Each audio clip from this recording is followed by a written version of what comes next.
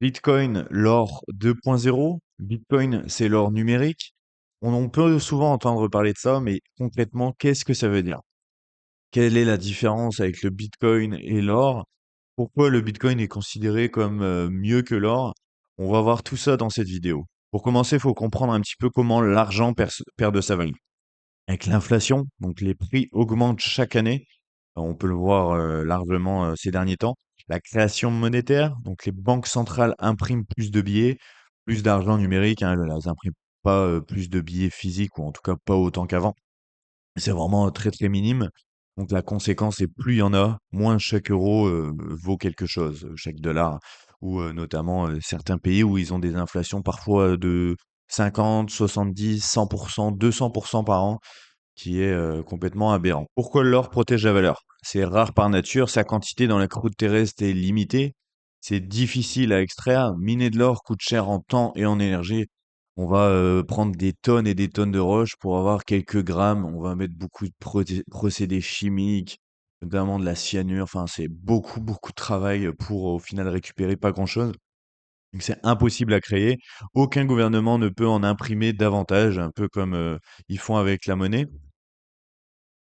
Le problème de l'or, ça va être lourd et encombrant, pas pratique à transporter ou à stocker en sécurité.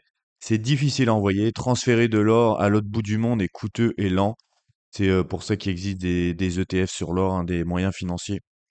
Que physiquement, au final, c'est juste des bouts de papier, on n'a pas réellement de l'or. Et c'est inadapté au digital. Donc, dans un monde connecté dans lequel on vit actuellement, l'or reste figé dans le monde physique. Et c'est là que Bitcoin arrive.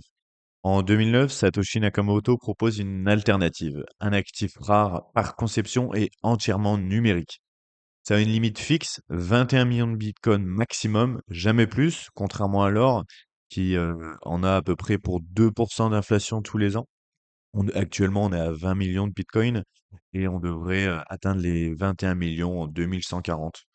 Le minage, il est difficile. Comme l'or, produire du Bitcoin coûte de l'énergie. Exactement. En fait, ça va être des milliers, des centaines de milliers, voire des millions d'ordinateurs qui vont continuellement faire des calculs pour valider les transactions. Et avec ça, ils vont avoir des récompenses. Donc, c'est 100% numérique, conçu pour le monde connecté d'aujourd'hui. Pourquoi on parle d'or 2.0? Facile à envoyer, un virement en quelques secondes, parfois partout dans le monde, pardon. Vraiment, on a juste à avoir une adresse Bitcoin, à retrouver l'autre adresse à qui on veut l'envoyer. Et là, en quelques secondes, quelques minutes, c'est envoyé, contrairement à l'or où en fait on peut pas envoyer 100 000 $, 200 000 $, 1 million, 2 millions, 3 millions d'or sans problème comme ça, sans avoir les risques de sécurité, alors que Bitcoin ici. Donc c'est accessible à tous, juste un téléphone et une connexion Internet suffisent. Donc ça va clairement aider pour les pays qui sont moins développés, notamment dans les banques. Impossible à falsifier, la blockchain garantit l'authenticité de chaque transaction. Exactement, si quelqu'un qui va être malveillant veut créer plusieurs bitcoins, bah, en fait, il va tout simplement censurer et en fait, on va vraiment pas valider sa transaction. Tout le réseau, il va sécuriser et vérifier euh, que les transactions sont valides et bonnes. Toujours limité, 21 millions de bitcoins, un plafond gravé dans le code. Vraiment, ça, c'est à retenir. 21 millions, c'est jamais plus. Donc, ce qui change vraiment, une nouvelle façon de stocker et de transmettre de la valeur sans intermédiaire. Donc, sans banque, vous êtes votre propre banque, personne ne peut bloquer vos fonds.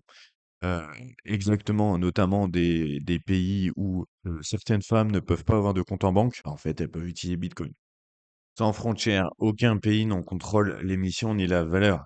Les pays, notamment comme la Chine, ont pu l'interdire. En fait, elles peuvent l'interdire si elles veulent, mais en fait, elles peuvent pas interdire le réseau, concrètement. C'est que on peut s'exclure de Bitcoin soi-même, mais en fait, on peut pas l'interdire. Il y a des personnes qui peuvent l'utiliser puisque c'est incensurable. Un nouvel actif, ni action, ni obligation, ni monnaie classique, une catégorie à part. En résumé, donc c'est Bitcoin, bien sûr, c'est pas parfait, donc ça va être volatile, on va avoir des fluctuations de quelques pourcents, voire dizaines de pourcents parfois par jour. C'est encore très jeune, hein, ça a 17 ans aujourd'hui. C'est lent quand même, les transactions, elles prennent quand même quelques minutes, 10 minutes, 15, 1 heure pour que la transaction, soit vraiment validée. Mais, C'est pertinent parce que ça répond à un vrai besoin, c'est protéger sa valeur dans le temps. Et c'est ancré dans le futur, conçu pour un monde qui devient chaque jour plus digital, évidemment. Donc, Bitcoin n'est pas une promesse de rendement, c'est une réponse à l'inflation dans l'ère numérique. Vraiment, quand on calcule en Bitcoin, au final, au fur et à mesure, j'avais déjà vu des comparatifs avec la maison. Si on regarde combien on peut acheter avec une maison, combien de Bitcoin on a besoin. On voit au fur et à mesure qu'on a besoin de moins en moins de Bitcoin pour acheter une maison.